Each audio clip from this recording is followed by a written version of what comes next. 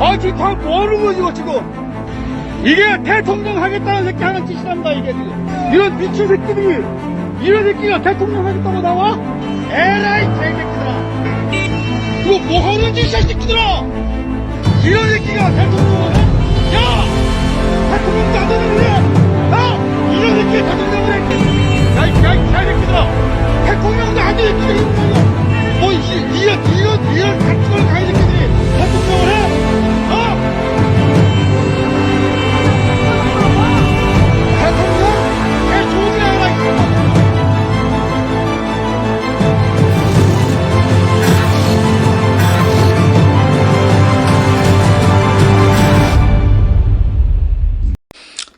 한쪽 편만 드는 편파 방송, 별로 깊이는 없는 방송, 우아하지 않은 방송, 욕 안 한다고 전나가 욕먹는 방송, 그래서 구독자도 저도 안 느는 방송, 한 주간에 9명 늘었어요. 그래도 욕 짓는 늙은이 남대진의 디질레오 9회 방송을 시작합니다.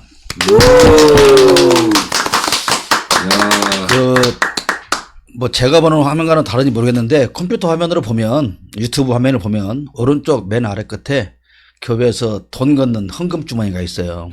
예, 거기 그거 눌러서 누가 돈 빼간다고 걱정하지 마시고 거기 누르면 구독하라고 나옵니다. 구독은 공짜입니다. 안 하신 분 구독이 헌금입니다. 자, 대통령실이라는 곳에서는 어떤 여자를 가리켜서 VIP2라고 부른다고 합니다. VIP에도 호수가 있나 봅니다. 그럼 1호부터 몇 호까지 있는 것일까요? 그러면 그 호수는 계속 늘어나는 것일까요? VIP 1, VIP 2, VIP 3 늘어나나? 1호와 2호의 차이는 무엇일까요? 1호와 2호의 권한은 동등한 것일까요? 1호와 2호 중 누가 지시하는 자리에 있을까요? 어떤 여자가 그랬답니다. 아, 멧돼지, 너는 2층 집무실을 써라. 나는 5층을 쓰겠다. 그랬다고 그래요. 예. 그런데 말입니다. 과연 여자가 2호일까요? 아닙니다. 저는 남자가 2호일 것이라고 생각을 합니다. 디젤레오 썰이었습니다. 흰수염은 몇 호야, 흰수염은? 응? 흰수염은 몇 호야? 흰수염. 흰수염은? 과연 VVIP 아닐까? 아, VVIP. 자, 오늘 또 우리 이재희님과 김성태님 두 분 함께 하시겠습니다. 안녕하세요. 안녕하세요. 지난 시간에는 이재희님이 잘렸고, 무서워. 올해는 다른 패널이 잘렸습니다. 그리고 와도 아무 소용이 없는 설경열 목사님 오셨고요. 아니, 너무한 거 아니에요? 반갑습니다. 와도 아무 소용이 없네. 어느 대학에선가 근무했던 박헌근 박사. 예. 여전히 별로 쓸모는 없는 사람들이 쓸모도 아니, 예. 잠복 대우를 받아. 박헌근은 원내대표 박헌근은 아니고요. 네, 원외의 박헌근입니다. 찬밥인지 뜨거운 밥인지는 좀 이따 보고. 네. 그나저나 근데 밥들은 다 한국식 비우고 온 거예요. 두 공기는 비워요. 밥 한 공기 안 비우면 압수수색 들어갑니다. 지난 한 주간도 참 이야기거리가 쏟아져 나왔죠. 네, 여러분들은 그 많은 이야기거리 중에 가장 기억에 남는 이슈들이 떠오르는 거 한 가지씩만 좀 얘기하고 넘어갈까요? 순서대로 쭉. 갑자기? 네. 갑자기 우리는 항상 갑자기 하는 거잖아요. 주제부터 해서 생각을 해야 될 것 같은데. 밥그릇 아니에요? 밥그릇? 생각나는 대로. 순서대로. 밥그릇? 먼저 생각나시는 분. 횟집? 저요? 저는 조수진의 음. 그 전화 인터뷰에서 하는 말이 KBS에다만 알려주는 건데라고 해서 진짜 어마어마한 걸 기대했어요. 어마어마한 거. 아무한테 그 어디서도 공개 안 한? 근데 더 웃기는 게요. 그게 사실은 일본 농민들이 그 캠페인을 벌인 일본 신문에 난 기사였던 거예요. 얻어온 거야. 시작도 아니고. 일본 거였어요? 일본 신문에 났던 미치겠다. 나는 기사를 어마어마한 발언을 하겠구나. 가져다가 그런 거요. 특종이구나 했는데 중요한 건 밥 한 공기 다 먹으면 좋았어. 되고. 거기까지. 그 다음에 우리 김성태 형님은 뭐가 가장 기억에 남습니까? 경에 그 술집에서 나올 때, 무슨 형님 조직 건달들처럼 쭉 나열해가지고, 그렇게 인사하는 모습이. 근데 그 새끼는 원래 그 검사가 그 생명화복 이 조직이 네. 굉장히 그 군대보다 더 심하다고 하지 않습니까? 그 걔들은 그런 즐거움을 가지고 평생을 사는 새끼들이에요. 그러니까 보스가 떴다면 다 일렬로 양쪽 도열 쫙 해가지고 그렇게 하면 지가 뭐 굉장히 잘나고 멋있는 놈이라고 착각하는 뭐 그런 데서 오는 것이 아닌가 싶고요. 어떻게 보셨으니까 설 목사님도 한마디 하시죠. 천법대우 네. 삐지셨어. 상처받았구나. 왜 주제가 밥이기 때문에 찬밥이어야 되는 거예요. 예, 한덕수 국무총리의 독도 발언. 독도 아. 우리 것이 절대 아니라는. 절대 아닙니다. 나 깜짝 놀랐습니다. 독도는 대한민국 땅입니까? 절대 아닙니다. 국무총리 입에서. 야, 진짜. 그러니까 사실 뭐 해프닝이죠. 그 노인네가 네. 아마 외국한 거야. 오늘 내가 가면 분명히 저 야당 새끼들이 물어볼 거야. 독도를 물어볼 거야. 그러면 독도 일본에 살면 이렇게 독도는 물어보지 않았지. 일본 땅입니까? 이렇게 물어보니까 절대 아닙니다. 절대 아닙니다. 절대 아닙니다. 절대 아닙니다. 갔는데 한번 외우고 갔는데 문제가 살짝 바뀌었어. 참나 어이가 없습니다. 우리 박 박사님 저는 딱 두 가지가 기억나더라고요. 하나만 하세요. 잘하십니다. 그 변호사인가요? 아.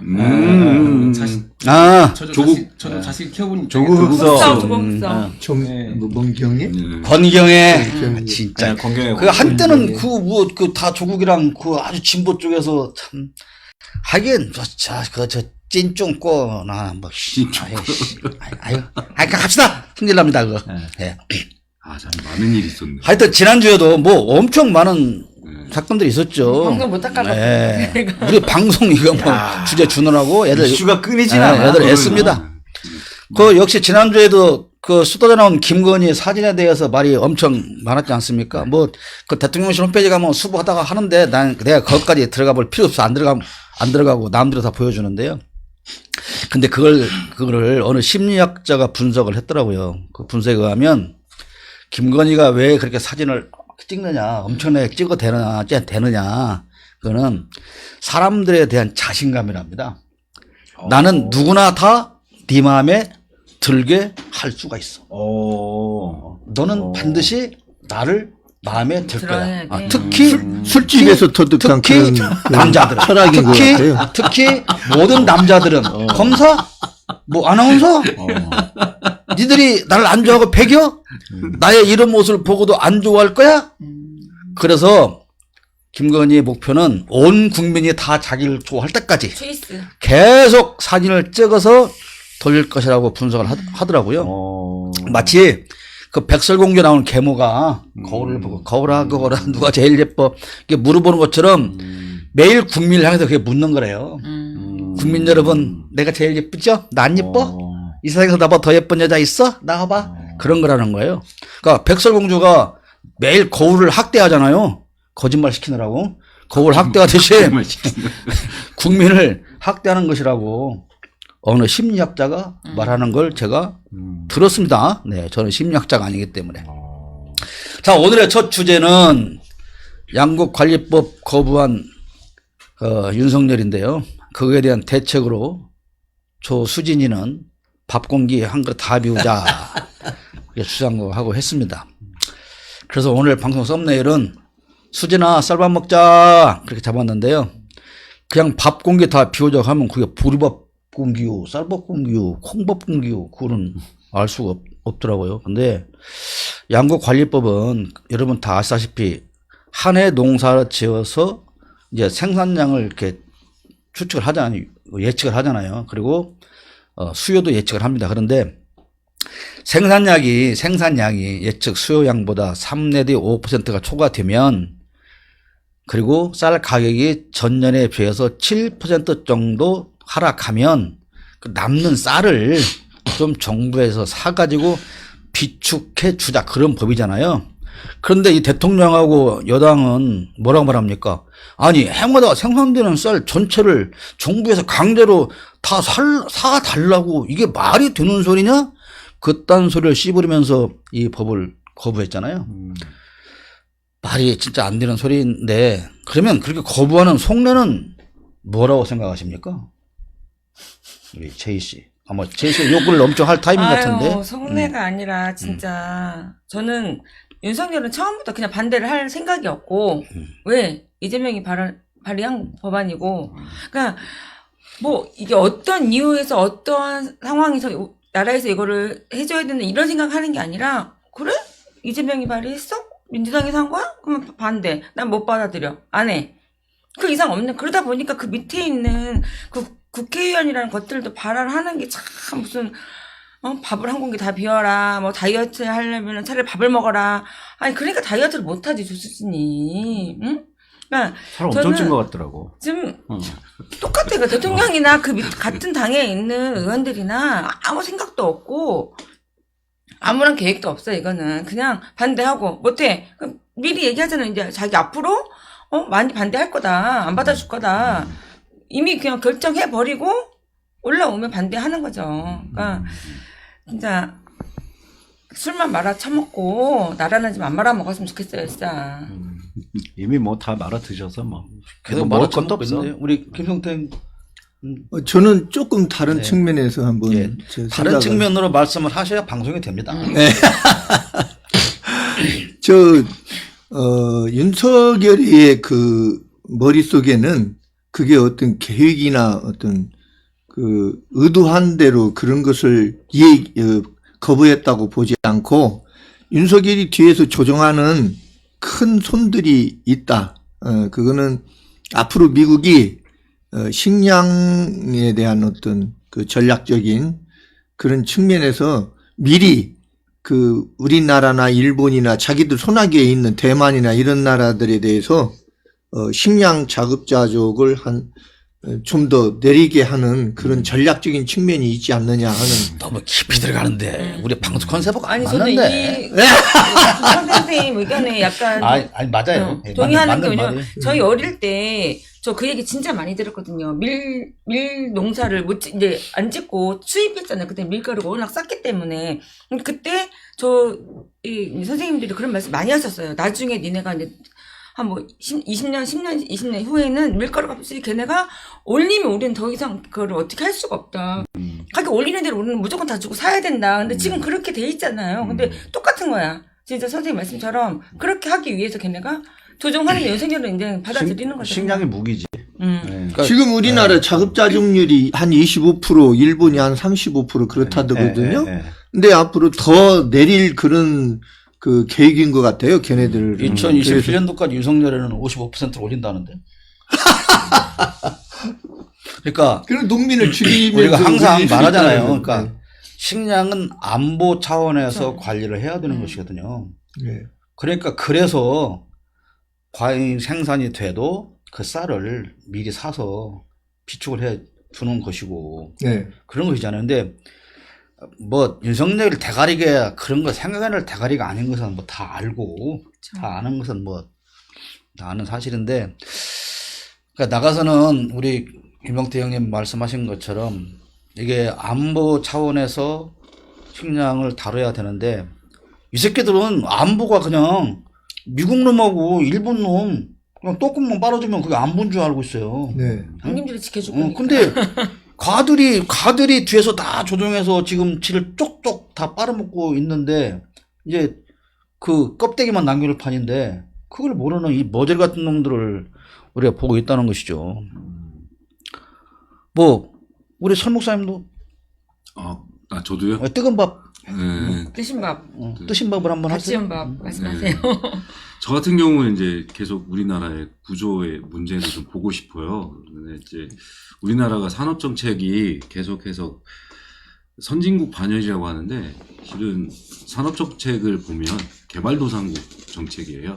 그래서 농촌을 죽여서 도시로 올려보는 그 근간에 이제 농민들의 삶이 있는데 계속해서 이렇게 농촌의 삶을 필폐시켜 가는 정책들이 지금 최근에는 더 노골적이어서 그 부분이 참 안타깝습니다.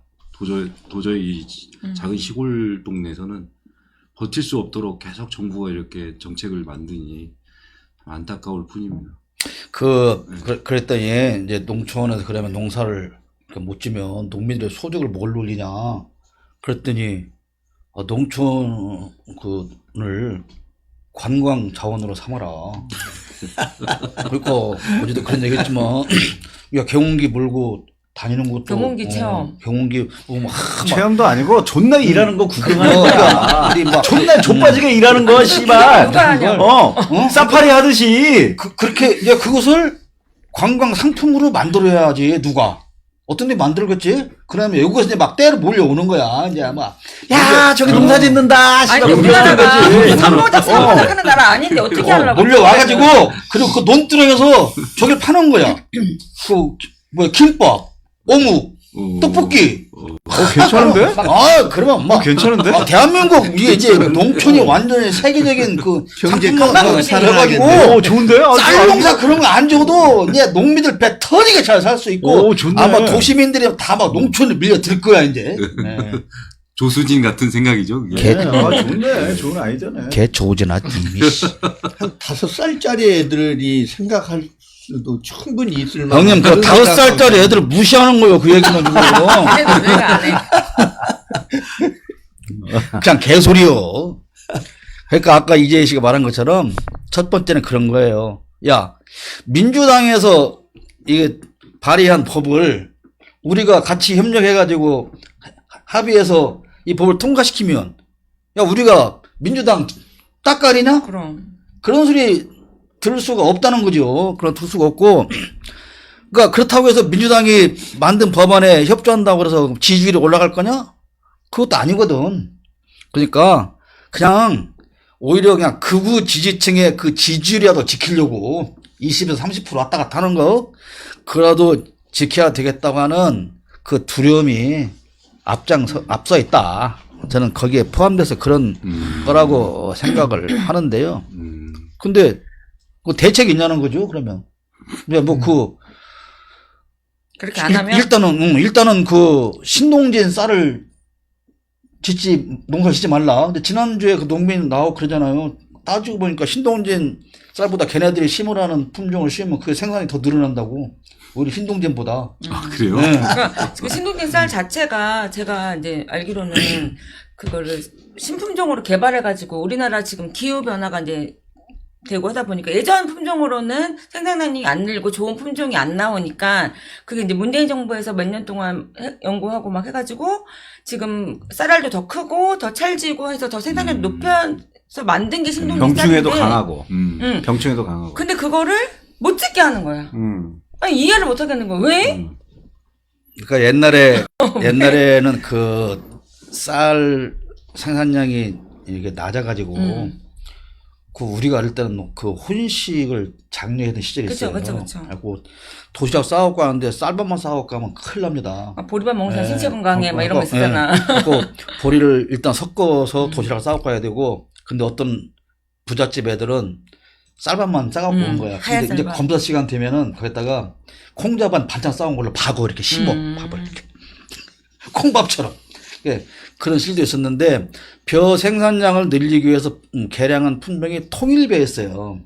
예, 근데 통일벼. 그 통일벼가 너무 이 밥맛이 없는 거예요. 생산량이 확 늘어났는데. 그래가지고 다시 이 개량을 시작한 것이 그 익산에 가면은 그 익산 오산면에 가면 그 농사 시험소가 있어요. 그 품질 종자들 시험하는 거기에서 몇 년간을 연구를 하다가 그걸 포기했답니다. 근데 그거를 군산에서 가져온 거예요. 그래서 군산에서 여러 해를 그걸 연구하고 또 해가지고 결국 드디어 신동진 벼라고 하는 것을 만들어서 뭐 생산량도 올리고 밥맛도 좋고 쌀을 더 예. 좋다고 하더라고. 그렇게 해서 이제 만들었고 그 수출도 해요. 지난 31일 날도 군산 미국 처장에서 그 신동진 쌀 미국으로 수출하기 위한 선적식을 했어요. 그러니까 그만큼 세계적으로 인정받는 그런 쌀인데 그거를 심지 말라고 그러면 그 지난번에 그 농민한테 물어보니까 뭐야 2년간 유예 주고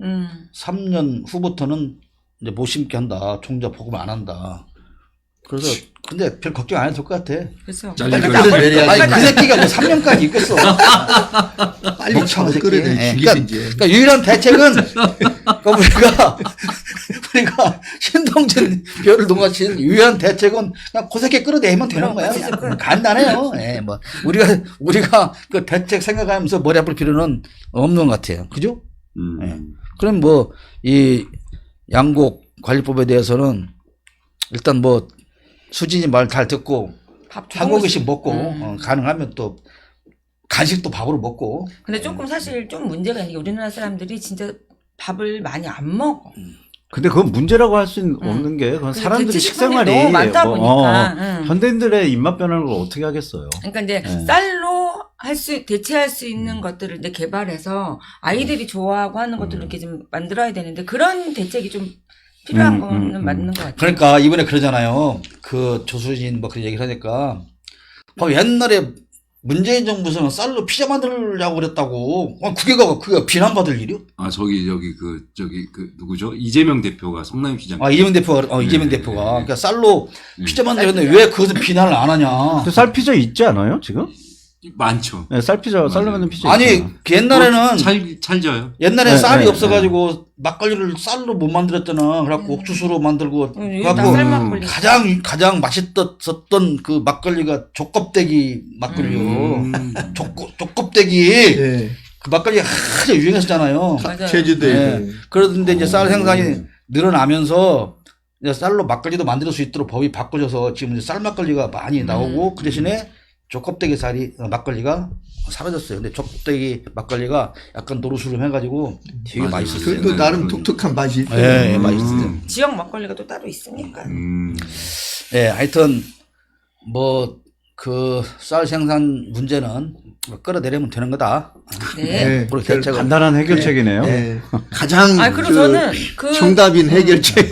그러고 나서도 나중에 혹시 이제 이렇게 생산량이 이제 우리가 소비량보다 생산량이 많아서 이렇게 문제가 될 때는 좀 북한도 좀 지원해주고 있으면 좋겠어. 왜 그렇게 막 적대시하는지. 북한에는 그렇게 다 굶어준다는데 이게 지금 북한 유엔에서- 문제에 대해서는 유엔 식량기구에서 아니. 작년 22년도에 예. 9만 톤 정도 남는다고. 음. 그 북한은 거의 100% 아니, 그러니까 우리나라가 도와주는 게 아, 지금 작업을 하고 있어요. 자금 있대요? 아니 그러니까 근데 뭐 굶어준다는 얘기는 아니 뭐예요? 그럼에도 불구하고 미국 놈들의 그 언론이 만들어낸 미국- 얘기. 그럼에도 불구하고 북한의 식량은 부족하거든요. 그런데 그게 그 미국도 유엔 그런다며. 제재로 인해서 우리가 돈 받고 팔 수는 없어요. 그러니까. 그런데 물물 교환은 가능한 거예요. 우리가 쌀을 물건으로 주고 우리가 필요한 광물질이나 이런 것들을 물물 교환 형태로 그렇게 받으면 어때 우리? 행복이 뭐한 손에 갖다 놓든지 그러면 탄핵 이 받으면 새끼도 어때? 소원을 탄핵. 들어주는 거네. 최고의 방법이죠. 탄핵. 핵 중에 최고는 탄핵이야. 간단하네. 어. 하여튼 핵은 좋아해. 뭐 네. 탄핵 포함해서 네. 그래요. 예, 그러면 자, 두 번째 주제는 제주 4.3 추모 시에 관련된 것입니다. 윤석열은 불참했고요. 600자 분량의 대통령 추념사 아닌 추념사를 한덕수가 대신 읽었죠. 그 추념사의 내용 그리고 김정은의 국경일 격에 대한 망언, 한덕수의 맨손 분양 이런 사건들이 있었는데 한번 얘기해 보기로 하고요. 우선 윤 씨는 너는 왜 안 갔냐 그랬더니 미국 방문 일정 준비 때문에 바빠서 못 갔다고 그랬어요. 그런데 야구장 가서 공도 던지고 걔 지랄을 하더라고. 그리고 지난 4월 6일 날에는 아까 말한 부산 횟집 골목에서 보스 놀이 하느라고 지랄 연변했는데 난 생각해봤어요. 미국 방문 일정 준비를 바쁘게 할 일이 뭔가 생각해보니까 미국 의회에서 뭐 영어 연설을 추진하고 있다고. 그래서 그거를 한글로 토달아갖고 지금 존나게 외우느라고 그쵸. 시간이 없나. 근데 외우면 뭐하냐고 술친방도 잊어버리는데. 그럼. 어그레시브하게 외우고 있겠지 뭐. 우리 옛날에 그 팝송 이렇게 붙이다가 한글로 발음나는 데 그렇지, 써가지고. 그렇지. 아, 진짜. 이게 딱 그 수준이지 걔가. 그래, 자, 그 4.3 추모식에 관련된 그 사건들을 뭐 가지고 좀 얘기를 좀 하죠. 저는 저는 일단 한덕수 얘기를 하고 싶은데 일단 너무 그러니까 뭐 기본을 찾을 수가 없는 정부지만 그래도 국무총리라는 직책을 갖고 갔으면 좀 맨손으로 그렇게 하는 거는 잘못된 건 모르는 거지. 잘했나 잘못됐나 모르는 것 같아. 그걸 볼 때 저는 그 생각이 들었어요. 한덕수는 자기네 조상 제사를 지내거나 뭐 할 때 막 반바지에다가 막 맨발에 막 슬리퍼 신고 이렇게 맨손에 옷 입고 이렇게 지내나 그렇게 하지 않는 이상은 그렇게 행동할 수가 없는 거고. 걔들은 일본 놈들이기 때문에 반바지 안 입고 훈도시 차고 할 거야 뭐. 역시 사리마다 입고 아무래도 걔는 개념이 없는 캐다 거고. 짝 신고.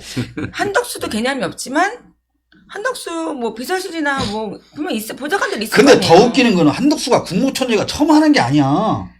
그러니까요. 네. 저도 근데 안티 아니야 그 밑에 그러면 직원들이- 그러면 그 노무현 정부 때 이미 국무총리를 했잖아 한 번. 그러니까요. 그러면 그때도 맨손으로 했어? 아니잖아. 그러니까 그 밑에 있는 애들이 문제인 것 같아. 한덕수 싫어하는 것 같아. 아니 밑에 놈들이 안 챙겨주면 야 이 새끼야 장갑도 안 챙겨주냐 그래야지. 윤석열이 뭐 사고가 하지 말라고 했나? 예의를 갖추지 말라고? 그 아무리 생각하는데 근데 그 사진 장면을 보면 거기 관련한 사람만 이렇게 해주는 사람만 끼고 있고 뒤에 그 한덕수 비서들도 보좌관들 다 맨손이야. 다.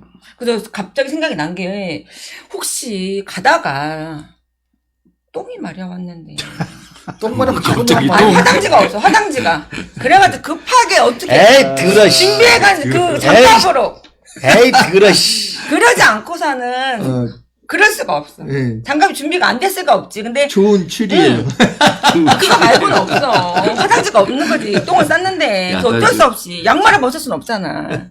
지저분한 줄인 것 같은데요. 자 지저분한 추리 그만하고 우리 그 김성태 형이 조금 깊이 있는 사상 아니, 얘기를 저- 하겠습니다. 저도 저 4.3에 대해서는 그냥 들은 풍월로만 조금씩 알고 있었는데 어젠가 그젠가 여기 4.3 문제에 대해서 그 대표님께서 토론을 하신다고 그래서 한번 그 인터넷 쳐보니까 그 저기 뭐야 그 매불쇼라고 있잖아요. 네, 그 젊은 네, 애들이 네. 하는 거. 거기에 언뜻 저 백이성이라고 하는 역사 강사가 션킴. 네, 백이성이라고 그러던데. 아, 백이성이요? 네.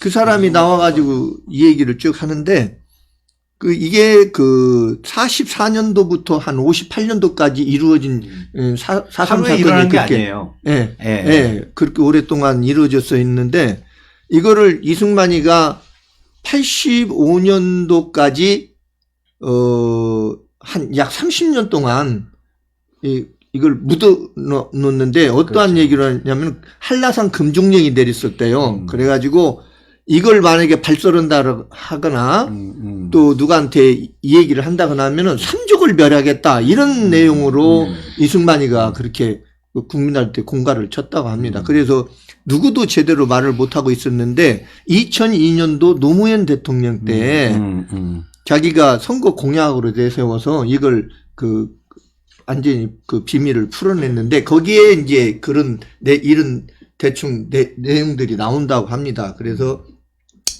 트루만 대통령한테 그 보고된 숫자가 죽은 사람들 숫자가 6만 8천 명이라고 보고가 됐었대요.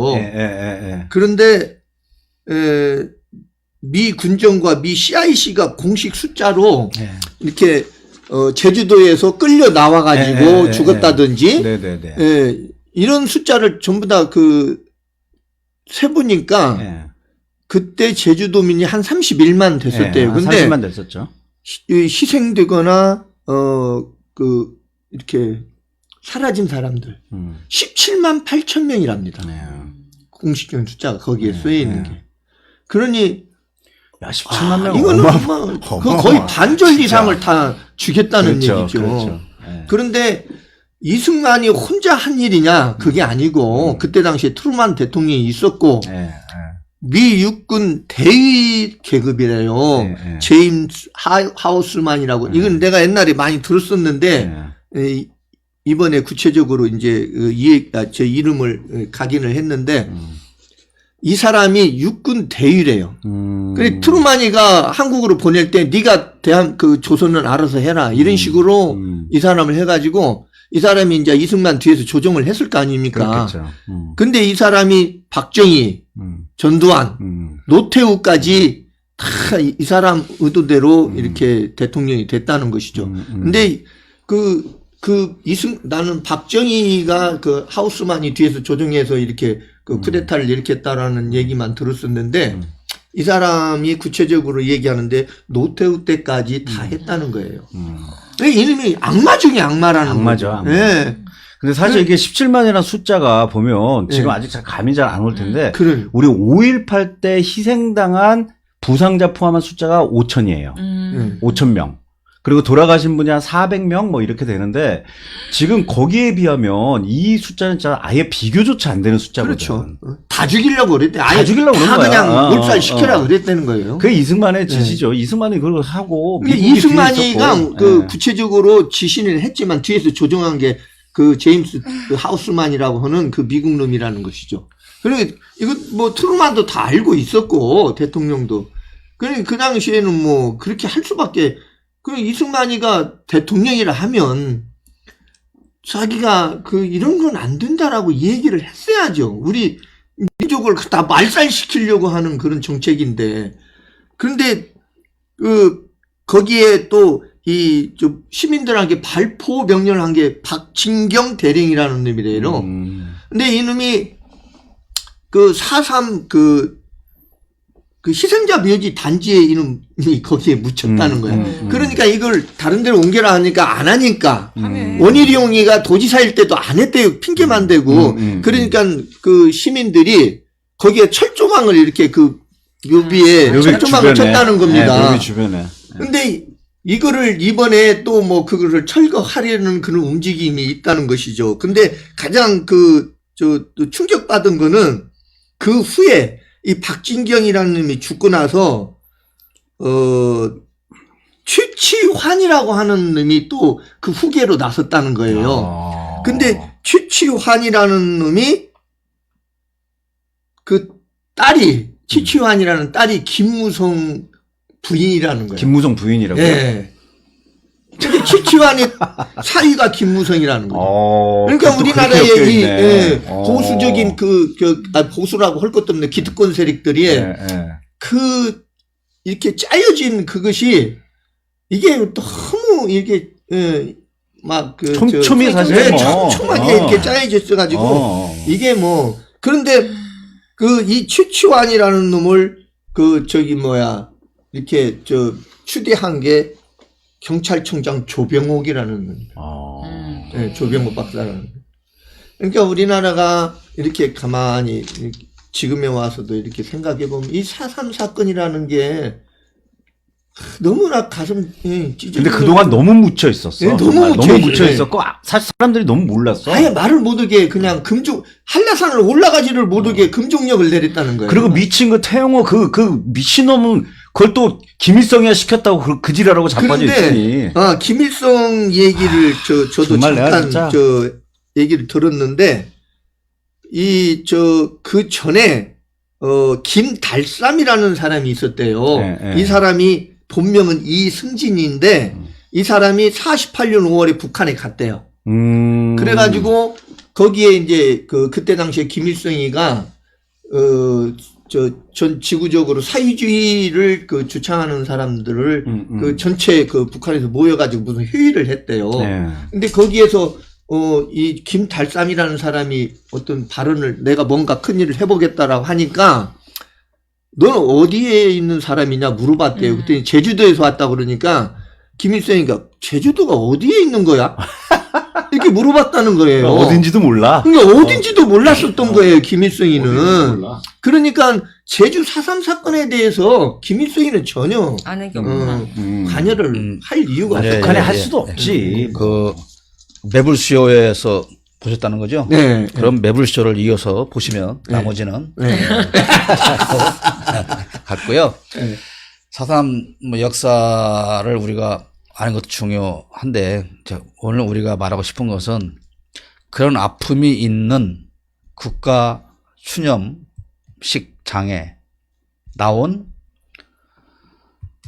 국가 관리라고 하는 사람들의 태도, 그들의 의식, 감정 이런 것들이 과연 어떤 사람으로서의 어떤 그런 감수성을 가지고는 있는 것이냐. 기본 예, 예의는 예, 지켜야지. 그런 것을 보면서 우리가 너무 화가 난다는 것이고요. 저도 우리 나이 먹은 사람도 사실 4.3 잘 몰라요. 근데 저도 몇 년 전에 그 지슬이라는 영화를 이제 보면서 안 보셨으면 꼭 지슬이라는 영화를 찾아 보면은 굉장히 분노할 수 있는 지슬이 제주도 말로 감자라는 뜻인데요. 그걸 이제 숨어서 그 지슬을 삶아 먹고 나눠 먹고 하는 이제 그런 것들로 이어지는 그 영화인데 보면 정말 분노가 치밉니다. 근데 대통령이라는 놈은 그런 마음도 없고 그래도 그 여당의 최고위원이라는 놈은 대통령이 또 왜 안 갔냐 그러니까 국경일도 무슨 뭐 말로 하면 그거 전에 급수했다는 거 아니에요? 미국 국경일도 아니잖아. 국경일이 아니잖아 이거는. 국경일은 경축이라고 할 수가 있다고 하지만 이것은 그 많은 자국 국민이 희생당한 그것을 추념하는 행사가 장인데 작년에 당선자 신분으로는 가서 또 늦었죠. 지각했죠. 기본이죠, 지금. 예, 그랬더니 그 조중동 기레기들이 대통령 당선인으로서는 최초로 참석했다고. 아니 씨발 그때 대통령 당선인으로 자격을 가지고 있는 시기가 아니잖아. 대통령 선거는 12월 달에 하고 2월 달에 취임을 하면 4월 달은 다 대통령이 그때 당선자가 어딨어. 근데 처음 나온 새끼니까 당연 처음 간 거지. 그런 개 지랄을 다 하는 새끼들이 난 기본적으로 정부나 대통령이나 관리라고 하는 사람들이 국민을 대하는 그 태도가 짐승을 대하는 것만 또 못하다. 그 새끼들 그 지네 개새끼들을 안고 쪽쪽거리고 빨고 하는 거 봐요. 어느 국민을 그렇게 그들이 아끼고 사랑하고 무슨 그런 애정을 가지고 뭐 대합니까? 그러니까 결론은 하나 뭐다? 끌어내려야 한다. 끌어내려야 한다. 뭐 그런 것이죠. 그래요. 뭐 일광횟집 그 앞에서 찍힌 사진을 보니까 뭐 그냥 다른 설명 없이 그 조폭들의 출동 바로 그거였어요. 형님 나오셨습니까, 형님? 어저께 광안리바 두목 그 새끼는 한 침 나왔고 확 쫓아버렸거든요. 그리고 특별히 형님 고향 후쿠시마산 방사능에 쩔은 사시미 감 갔다가 한 상 차렸습니다, 형님. 2차는 너네상스에서 나가욕을 2번 불렀습니다, 형님. 이밤 즐겁게 보내고 가십시오, 형님. 딱 그거잖아, 그게. 소맥 준비되어 있습니다. 예. 그리고 그 일광은 이게 예사로운 상호가 아니잖아요. 건진이 딱 그 건진이라는 사람이 하는 그 무장인지 법사인지 뭔지는 모르지만 하여튼 요상스러운 요새 뭐 그 신털 난 놈 때문에 좀 뒤로 밀린 것 같긴 한데 그 일광이 그런 거잖아요. 우길을 상징하는 거잖아요. 떠오르는 일부를 상징하는 그리고 뭐 일광 뭐 일광 조계사 뭐 그런 또 만들고 또 일광 어떤 재단도 만들고 그런데 이 종교 재단인데 왜 그럼 거기 우연히 서부에서 간 횟집이 이름이 일광수산이었을까? 저는 그것도 아닌 것 같아요. 그럼 미리 다. 그러니까 완전히 그냥 일본 어제도 잠깐 그런 말씀 드렸는데 그 왜 그렇게 일본에 미쳐 있느냐 윤석열은. 그러니까 지네 아버지한테 매 맞고 큰 후유증이다. 그러니까 자기가 대학생 때까지 파이프로 고무스로 맞으면서 생각할 때 이 세상에서 제일 힘이 센 건 우리 아버지다. 근데 그 아버지가 가장 힘이 센 그 아버지가 지극정성을 다해서 섬기는 나라가 일본이라면 그 일본이 어떤 나라겠냐라고 하는 인식이 바뀌었다는 거예요. 그러니까 어릴 때부터 세뇌가 당했을 그래서 것 같아요. 그거는. 일본을 감히 아래로 내려볼 수 없다. 우리나라는 우리 조선 것들은 그런 생각이 뭐 있다고 하는 거예요. 그러니까 그리고 또 한편 하는 얘기는 우리나라 어디를 봐도 자기 대통령 자리를 지켜줄 믿음이 가는 사람이 없고 조직도 없다는 겁니다. 못 믿는다는 게 아무도 못 믿는다는 거예요. 그러니까 오직 기시다하고 미국하고 해서 잘 보여가지고 아부 떨면 자기 대통령 자리를 지켜줄 것이다.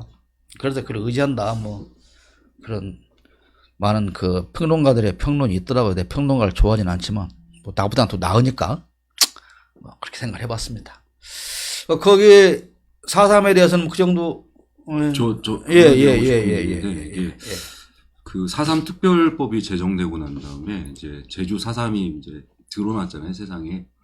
안타까운 게 추모잖아요, 추모인데 추모임에도 불구하고 여전히 제주도 도민들은 정권에 의해서 당연히 추모를 받아야 될 것들을 못 받는 것 때문에 아프고, 그리고 또 하나는 자꾸 이제 변질을 시켜요. 그 제주 4.3 사건에서 제주도민이 품었던 단일 국가라는 이 꿈들에 대해서 이제 내륙지대에 있었던 많은 사람들은 그걸 포기했죠, 이승만 정권에. 근데 제주도만 유일하게 단일 국가, 남한이 하나가 되는.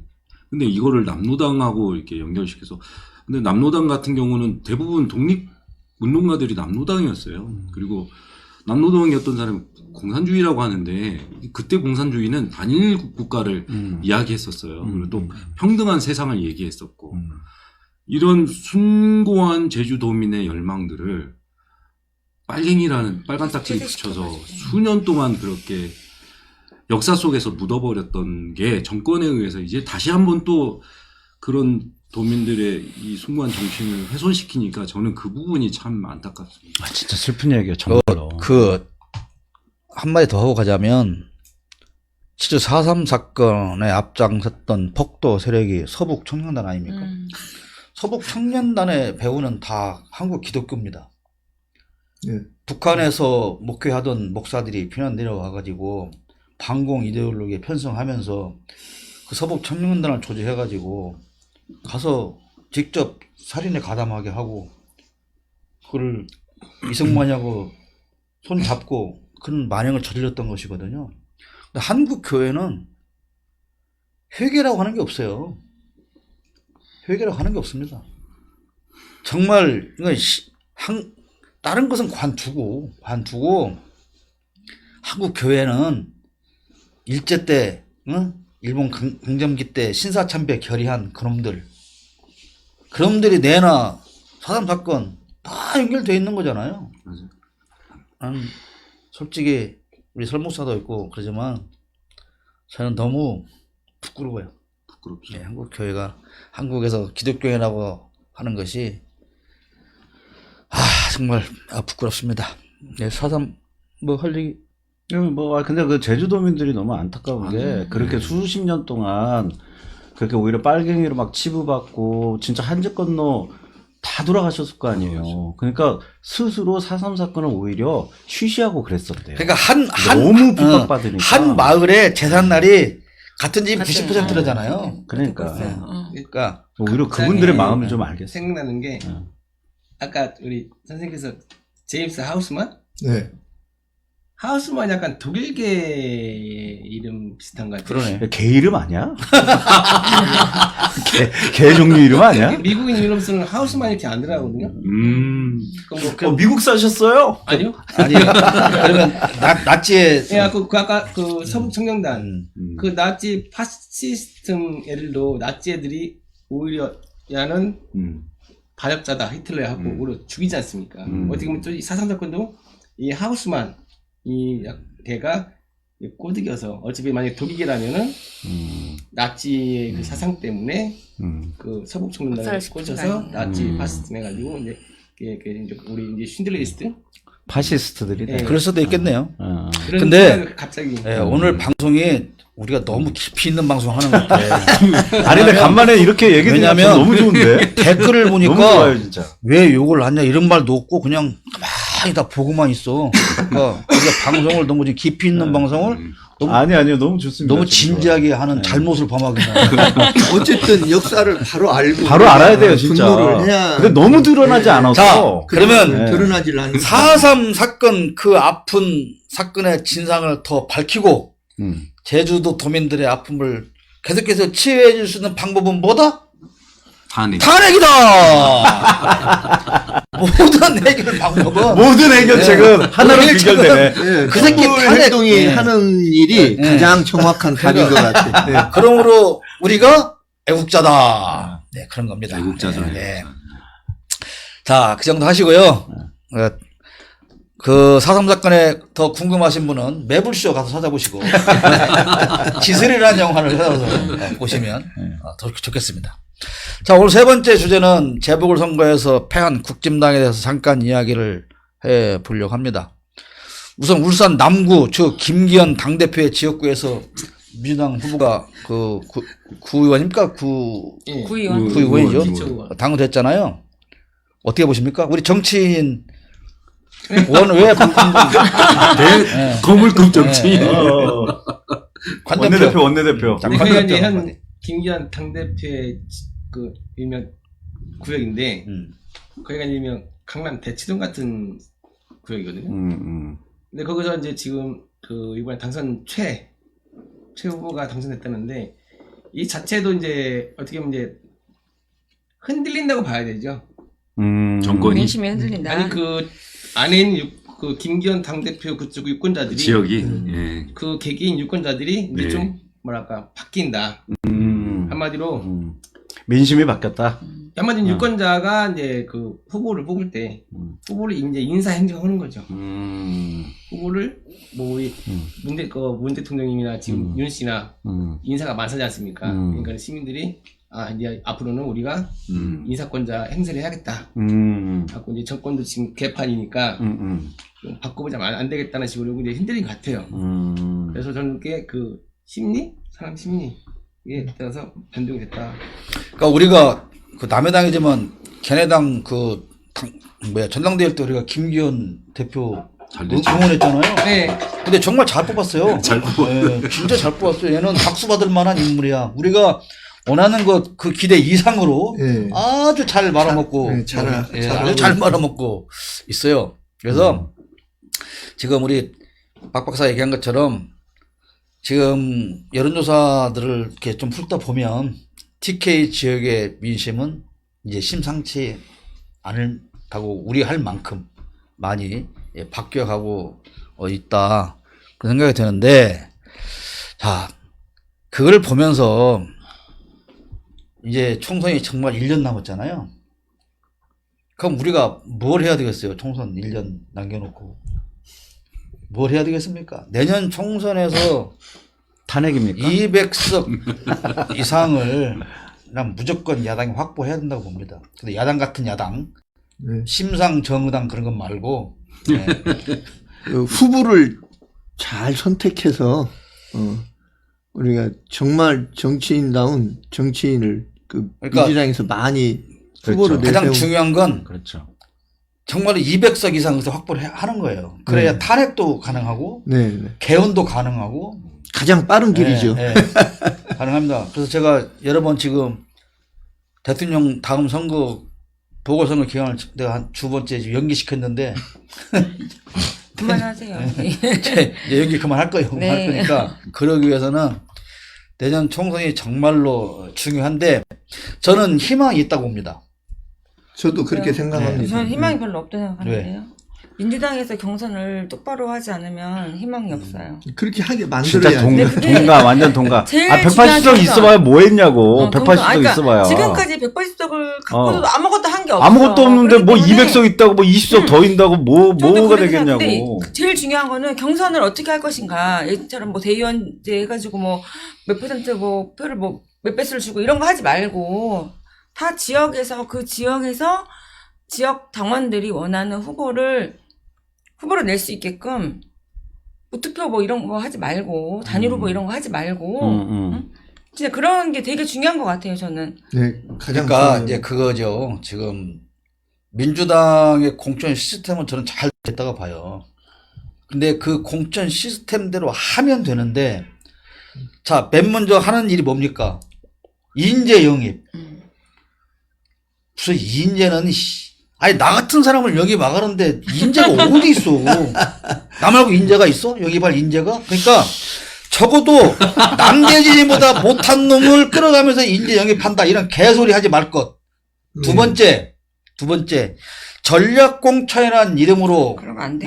어떤 놈들하고 개인적으로 얽혀 있는 놈을 갖다가 내려 꽂는 거 내려 꽂지 말 것. 절대 안 돼. 지금 이재희 씨가 얘기하는 게 그런 거잖아요. 망하는 길이야 그게. 진짜. 그러니까 그런 걸 철저하게 막아야 되는데 저는 그것은 나도 좀 염려가 돼요. 예. 왜냐하면 또 수박들의 준동을 막기 위해서 또 어떤 그 실수가 나올지 그게 상당히 염려 드는데 하여튼 그러니까 그 모든 것들을 다 극복하고 모든 민주당의 총선 전략은 어쨌든 200석 이상을 확보를 해야만이 나라도 살고 국민도 살고 경제도 살고 다 살 수 있다. 근데 민주당에서 하면 200석 가지면 안 돼. 아니, 불가능해요. 아니, 그러니까 가져서도 안 돼. 그래도 네. 얘네는 나중에 개혁 네. 안 해. 네. 그거를 아니 민주당을 개혁. 나중은 관두자니까 나중은 관두고 왜 나중을 간다요? 아니 지금 가장 시급한 것은 아니야. 탄핵안이야 탄핵안. 탄핵안도 다른 민주계열 당에서 당선이 돼도 돼. 이거는 민주당에서만 돼야 되는 거 아니야? 아니 자 보세요. 나도 그것을 반대하는 얘기가 아니라 재밌다. 그 어떤 놈이요 네, 재밌네. 시대전환 조정훈이 그런 새끼가 처음부터 이렇게 배신할 줄 알았냐고. 열심히 뭐 한다. 민주당에서도 배신하는 아니 거지. 그러니까 나 그러니까 민주당을 그걸 그 얘기를 그렇게 하는 게 얘기하면 아니라 안 돼. 민주당이든 어떤 야당이든 간에 200석 확보하는 건 맞아요. 그런데 민주당이든 우호 야당이든지 간에 그런 개쓰레기 변절자 같은 새끼들을 파악을 못하고 숫자 세웠다고 안심하다가는 걔 다 포로 말아먹을 수가 있으니 정확한 놈으로 200석 이상 확보를 해야 되고 그 200석은 불안하니까 스펙으로 한 20놈 더 포함해가지고 220석은 확보를 해야 되고요. 그리고 적어도 민주당이 지금 이제 제가 염려하는 것처럼 우리 다 염려하는 것처럼 180석 주고도 아무것도 안 해가지고 이 쓰라린 아픔을 겪은 것을 인식을 못한다면 그 당은 없어져야 됩니다. 앞으로 200석 아니라 20석도 안 되고 2석도 저는 진짜 안 이게 되는 거예요. 민주당에서 정신을 못 차리고 그러니까 있어요. 뭐 하면 맨날 뭐 역풍 얘기하고 진짜 우리가 우리 대한민국 국민이 다 나와서 지금 탄핵을 외친다고 윤석열이가 오면 무서 죽건데 씨박하고 내려갑니까? 안 내려간단 말이에요. 그러면 우리가 제도적으로 법적으로 헌법상 실질적으로. 탄핵할 수 있는 그 일단 요건은 갖춰야 될 거 아니에요. 국회에서. 그러니까 그게 가장 중요하고 그걸 그렇게 하기 위해서 바른 공천도 해야 되고 바른 사람을 선거도 해야 된다. 이제 그런 얘기를 하는 것이죠. 거기에 초점을 맞춰서 우리가 열심히 노력을 해야 된다고 봅니다. 지금 현실적으로는 다른 대안이 없다고 봐요, 저도. 그렇죠. 예, 그러니까 어쨌든 그 이재명을 중심으로 해서 우리가 열심히 노력해서 그 공천 과정에서도 되도록 이게 서로 이렇게 뭐라 그러지? 아무튼 간에 경선. 이게 경선을 우리가 할 일은 철저하게 그런 것 해서, 같아요. 우리가 뭐 직접적으로는 경선에 뛰어들 수도 없는 거고 관리를 할 수도 없는 거잖아요. 그러나 우리 유권자들이 정말로 원하는 후보와 그것을 당에서도 같은 생각으로 그 공천해줄 수 있는 후보 그를 매치시키고 일치시키는 게 그게 우리 유권자들 할 수 있는 가장 큰 일이고 중요한 일이라고 생각을 해요. 그러면 당직자, 중앙 당직자 또는 그 공천관리위원회 이런 데서는 제발 무슨 전직 누구 만나고 전직 누구 만날 게 아니라 정말 밑에 내려와서 바닥 유권자들의 민심이 원하는 사람이 누구냐. 그거를 파악을 정확히 하는 게 중요하다고 생각을 합니다. 근데 아니 언제라도 그 공천 심사하고 경선할 때 우리 같은 이 1,000원짜리 유권자한테 와갖고 그 의견 물어보는 거 있어? 없잖아요. 없어요. 그리고 니들은 개소리 말고 1,000원짜리니까 나를 그 공천 할 수 있도록 모아줘. 경선에서 나한테 표를 줘. 그 얘기밖에 더 하냐고. 근데 저는 민주당이 이제 다른 지역은 내가 안 살아봐서 모르지만 군산의 경우 보면은 꼭 국회의원 선거할 때마다 전략공천 내려보내서 망하고 계속 지난번에도 마찬가지였잖아요. 경선 하자고 하는데 계속 경선 안 시켜줬어. 그렇게 잘못된 거라고. 근데 그거를 우리가 아무리 얘기하면 뭐해. 안 받아들여지는데. 그래서 국민의당이란 당도 생기고 그랬잖아. 진짜 막 짜증나는 거야, 그런 게. 근데 이제 제 생각에 제일 중요한 게 뭐냐면, 어쨌건 유권자들이 선택을 하는 거잖아요. 경선이건 뭐건 간에. 근데 그 유권자들이 관심을 안 가지면, 우리는 어차피 똑같이 또 이렇게 돼요. 그거 하나 하고 두 번째는 여기에 뭐가 껴있냐면 언론이 껴있어요. 이 언론 애들이 움직이기 시작하면 진짜 우리가 똑바른 눈을 갖지 못하게 만들어버려. 눈을 가려버려. 그 언론에다가 그런 정보를 주는 게 꼭 상대편 후보들이 꼭 찔러주는 거야. 그렇죠. 아니 우리 저기 대진영님 말씀대로 그렇게 말씀하신 대로만 되면 좋죠. 근데 현실적으로 우리가 많이 겪어왔잖아요. 지금 군사 단적인 예로 군사만 봐도 얼마나 많은 우리가 지금 이런 상황을 겪어왔습니까? 그거 안 된다니까. 힘들어. 이런 상황 어떻게 자체가. 하자고 안 되니까. 그럼 안 되면 어떻게 해야 돼? 그러니까 우리 시민들 스스로도 정치에 진짜 더 많은 관심 갖게끔 우리도 노력을 해야 돼요. 그러니까 우리가 항상 그렇게 말하잖아요. 노력을 해야 된다. 그럼 무엇을 어떻게 노력할 것인가가 나와야 돼요. 그잖아요. 네, 저는 윤석열이가 네. 국가 경제 살린다잖아요. 뭘로? 수출 증대로. 어떻게? 수출 다 먹고 있는 중대로. 우리가 거국 팔아서. 우리 유권자들도 책임 있는 그 말과 행동을 진짜 실천으로 옮겨줘야 된다. 아, 그렇죠. 항상 끝나고 욕하고 당선 시켜놓고 욕하고 그리고 그렇게 욕하고도 내가 진짜 정말 웃기는 게요. 지난번 그 두 번의 그 국회의원 한 분은 민주당에서 한 분은 뭐 안철수 당으로 나왔던 그 뭐 국회의원 있잖아요. 인재 영입 1호? 아, 그것은 그 다음 문제고. 아, 예. 네, 그리고 또 국회의원 선거를 할 때 그 회원면 고향에 그 농민들 그 자기네 부모 친구들이 다 논바닥에 처박히고 그 현장을 가면 막 그 농민들이 내가 저 개새끼 찍었는데 손가락을 잘라버려야지 다음에 또 찍으면 뭐 내가 뭐 어떻게 그런데 다음에 선거를 했어. 그 동네에서 투표율이 1위 나와. 그러니까 내가 그거를 보고요. 야, 그럼 나는 지금 무슨 짓을 한 거지? 정말로 허탈감을 포함해서 분노가 짙더라고. 그걸 또 욕해. 근데 그거는 저는 그런 생각이 들어요. 우리가 예를 들면 내가 민주당 이 후보가 마음에 안 들어. 그런데 내가 선거를 안 할 수는 없고 투표를 안 할 수는 없고. 그렇지. 그렇다고 내가 국힘당을 찍을 수는 없잖아. 어쩔 수 없이 그렇지. 찍는 거야. 그렇지. 대안이 없어. 그런 게 대안이 없어. 그럴 때마다 화가 나는 거야. 대안이 없어. 이번 지선 같은 경우에도 무투표 당선 엄청 많았잖아요. 그래서 아니 왜 우리한테 그때는 가가 민주당으로 나왔을 때도 아니요. 그러니까 걔네도 마찬가지지. 얘가 싫어 욕을 했어. 하지만 딱 선거 때가 되면 그 집 엄마 아빠가 와서 나하고 뭐 우리가 안세월이 얼마고 다 부탁하고 한단 말이야. 그러면 에이 그래 이놈이 이번에는 잘하겠지 하고 또 뽑아주는 거야. 진짜 후진 정치야, 아니, 씨발 그러니까 진짜. 존나 후진 정치. 그런 논리로만 얘기를 하면 우리가 할 일이 아무것도 없어요. 그러니까 저는 지금까지 다 그래. 우리가 하기도 뭐 시도의원들도 깜도 안 되는 사람들 다 당선되는 이유가 뭐야? 그 사람들이 뭐 정책을 잘하고 우리는 군산시를 위해서 뭘 잘해서가 아니야. 그렇지. 나왔던 사람이고 누구의 동창이고 누구의 뭐 동생이고 누구 옆집 아들이고 뽑아줘. 고등학교 씨발.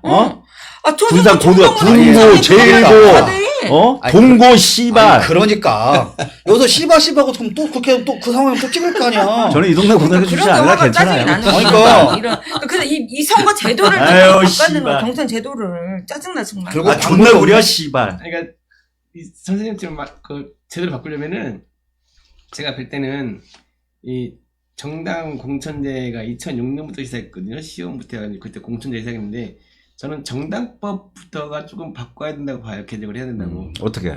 지금 정당법이 서울에만 두게 돼 있지 않습니까? 아, 그렇지. 근데 정당법을 좀 규제 풀어서 각 지역에다 정당을 둘 수 있으면 지역 정당만 하시죠. 지역 네. 정당. 그러면 지역 정당에서 국회의원들이 또 뭐 당을 만들어서 나올 수도 있고 지금 얼마 전에 전주 재보궐선거 있잖아요. 진보당. 그런 식으로 당이 나오면은 진짜 우리 군사를 위해서 일할 당이 이 당이구나.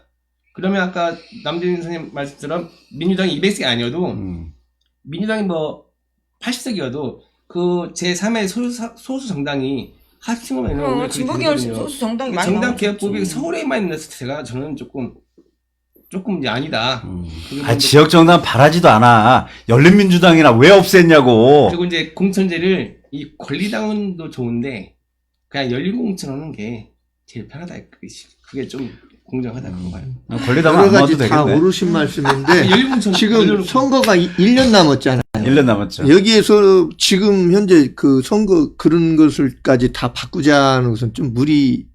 지금 못하죠. 지금 1년 안에 못하죠. 못하죠. 그럼 예. 지금 현실에서 우리가 할 수 있는 건 예. 우리가 좀 더 이런 언론의 형태도 네. 조금씩 더 활발시켜 우리가 좀 더 목소리를 내고 좀 더 단합하고 네네. 이렇게 해서 우리의 목소리를 좀 더 내서 그렇죠. 중앙당에서 되도록이면은 전부 다 이렇게 지방에서도 여러 사람이 나와서 경쟁해서 올라가는 그런 시스템으로 했으면 좋겠어요. 진짜 중요한 말씀이신 것 같아요.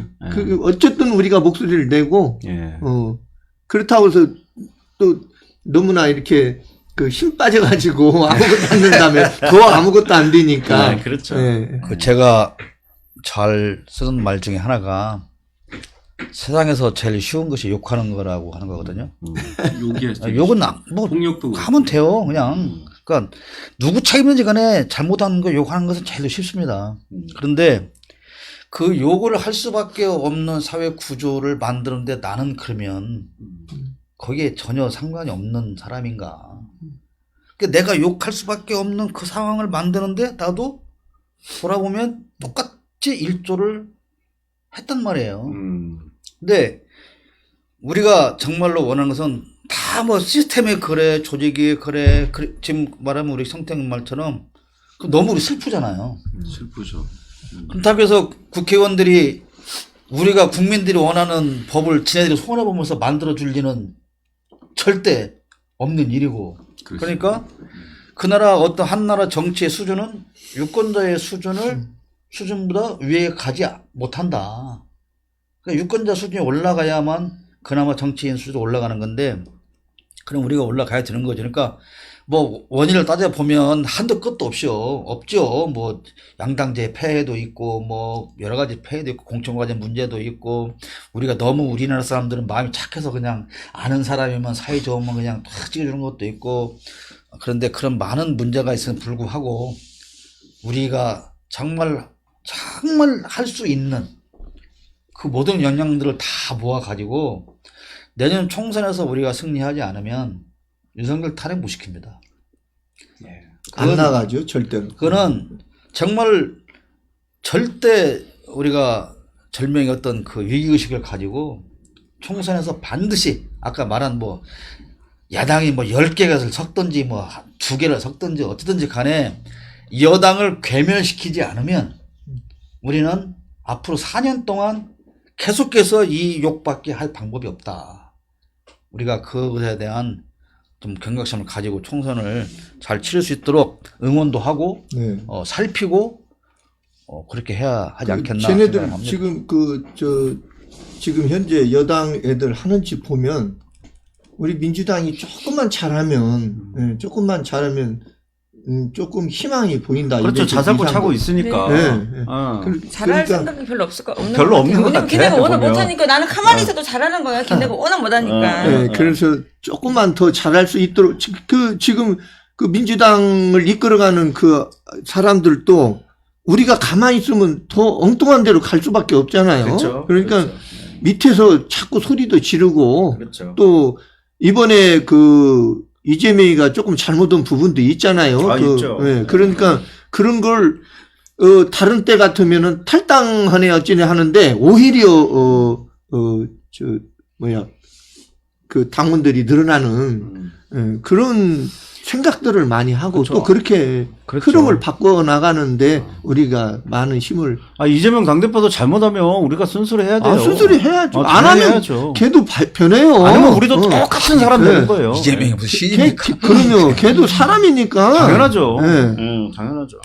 권력을 주면 또 바뀔 수밖에 네, 없잖아요. 그러니까 맞죠. 그러니까 그 밑에서 자꾸 쓴소리하고 정치인들이 를 하고 똥심도 넣고 많이 쓰는 말이 소통이라는 단어잖아요. 네. 근데 걔들이 소통이라는 단어를 제일 많이 쓰는 이유는 지네가 소통을 하지 않는 걸 줄도 알아요. 근데 정말로 소통은 아까 말한 가장 바닥에 있는 민심을 가장 위에까지 전달시키고 위에서 접수할 수 있고 그리고 대화가 이루어질 수 있는 그런 시스템이 가장 중요하다. 그러니까 그런 거 보면 정당에서 그래도 좀 어떤 당직을 가지고 있는 이런 많은 사람들이 끊임없이 뭐 민주연구원은 무슨 뭘 연구합니까? 그런 걸 연구해야지. 안 그래요? 박건근 예? 박사님 안 그렇습니까? 아, 그런 걸 연구해야지. 도대체 뭘 연구하는 거예요? 우리 박 박사는 저 아니. 직책이 뭐야? 예? 직책이 뭐야? 민주당 뭐 중앙당 직책 같은 거 있어? 다 내려놨어요. 없어요. 예. 아, 괜한 그래. 물어봤네. 그래서 이 모양이구나. 가지고 그래. 있었어야 되는데. 왜 내려놨어? 아니, 근데 그게 도움이 돼요. 제가 청년이 아니라고? 박 박사는 내려놓는 게 도움돼. 청년이 아니라고요? 아니, 저는 옛날에 왕들이 이렇게 옷 변장하고 저작거리 가서 이렇게 민심 듣고 있잖아요. 진짜 필요해. 필요해. 그 당대표나 그 당의 위에 중앙에 있는 직책 있는 분들이 이렇게 지방 내려와서 본인들 아는 사람들 만나면 다 좋은 얘기 하지. 그렇지. 그렇지. 아, 누가 나쁜 얘기 하겠어. 그러지 말고, 진짜 와서, 일반 당원들 만나서, 이 지역에는 어떠한 문제점이 있고, 고민이 있고, 당원들이 뭐가 불만 있는지를 듣고 가야 돼. 근데 그걸 안 해. 표정들도 좀 살피고. 김우겸이는 전번에 와서 그렇게 하는 것 같던데. 모르겠어요. 경청을 해야 소통이 되는데, 소통만 하면 안 되죠. 어쩌다가 방송 주제가 수지나 쌀밥 먹자는 없어져 버리고 민주당을 3,000% 빠지고 아니, 있어요, 아니, 지금. 정치 얘기가 제일 민주당을 중요하니까. 성토하는 생활이니까. 장이 됐는데 문제는 시간이 너무 많이 오버했습니다. 갔다 그런 겁니다. 그래서 뭐 이 이야기는 우리끼리 여기서 아무리 언성을 높인다고 해서 달라질 것 같지는 않지만 그럼에도 불구하고 우리는 벽을 향해서라도 할 말은 해야 되기 때문에 그렇죠. 예, 하는 그렇죠. 것입니다. 그렇습니다. 자, 이제 정리하겠습니다. 마지막으로 하실 말씀 있으면 한 번씩 하세요. 저쪽부터. 네. 예. 저요? 네. 예. 아까 하고 싶었던 얘기가 있었는데 뭐 지금 내년도 총선에 대해서 우리가 어떻게 하느냐. 근데 디질레오가 잘 하고 있다고 생각해요.